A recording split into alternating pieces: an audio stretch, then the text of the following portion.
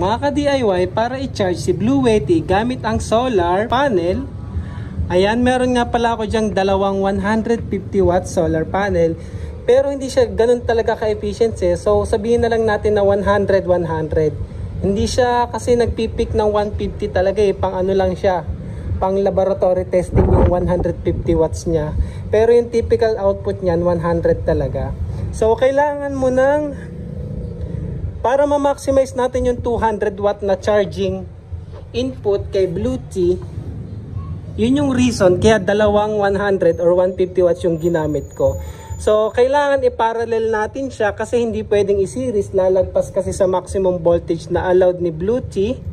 So kailangan natin ng ganitong cable, yung Y, para ma-parallel natin yung ating solar panel. So dalawang Y cable connector. Para, ayan, papunta na siya dito sa ating solar PV cable. And then, yung adapter ni Bluetooth, nakasama niya sa package na solar cable niya. So, ayan, para makonect mo siya sa barrel connector. So, may ganyan siya. So, ganun lang naman siya i-set up para ma-charge via solar. So, ngayon, nag-charge siya ng 67 watts. Kanina, 107 yan. Pero pa-full charge na rin kasi yung battery natin kasi hindi ko pa ito nagagamit.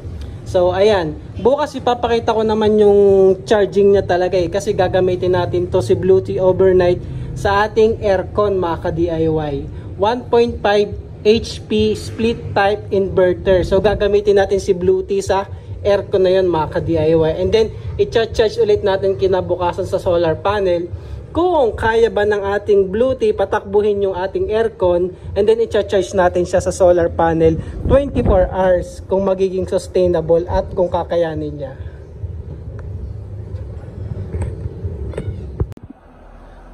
Mga ka-DIY, ngayon ay 9 PM. Susubukan natin i-power yung ating aircon gamit si Bluetooth. So ayan, yung cable na yan is connected sa ating solar panel palabas, papunta dun sa rooftop. So yung kable na yan. Tapos ito naman yung extension, dyan natin ikakabit yung aircon. So ayan. So yan yung 1.5 HP na inverter type TCL aircon namin dito sa kwarto. So susubukan natin i-run siya 24 hours gamit si Bluetooth. So ayan no. So buhayin natin.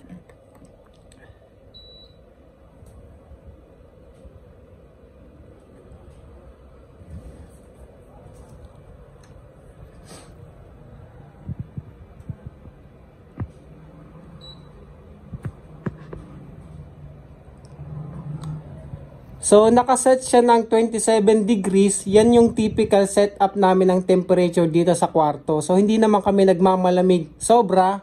So, yung testing natin is aircon based sa gamit namin mga ka-DIY ha. Base po ito sa gamit namin. So, ayan, malamig. Bumubuga na siya. So, pindutin ko rin yung echo para medyo matipid. So, ayan ha. Lumalamig na siya. Ang konsumo niya ngayon ay 31 watts. So mamaya sisipa yan, videohan ko para makita nyo mga ka-DIY.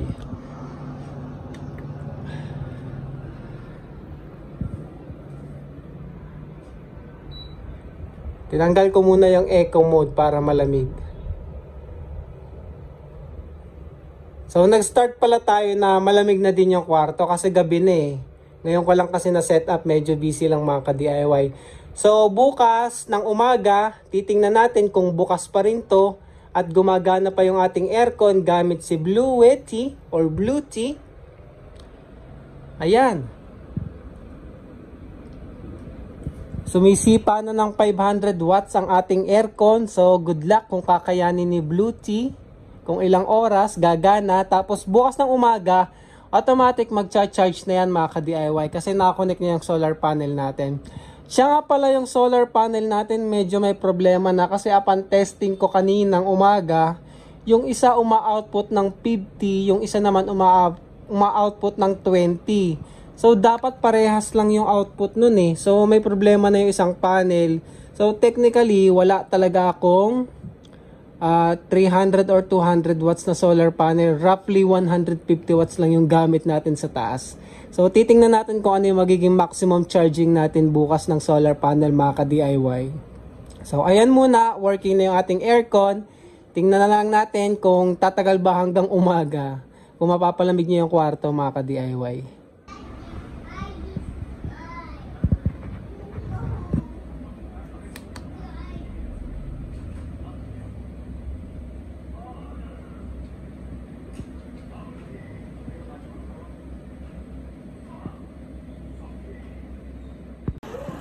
Mga ka-DIY, ayan, 5 PM na ngayon, 11 watts na lang yung ating charging. So, hapon na, kaya medyo mababa na, almost, naka 80% naman tayo, hindi lang siya naka fully charge.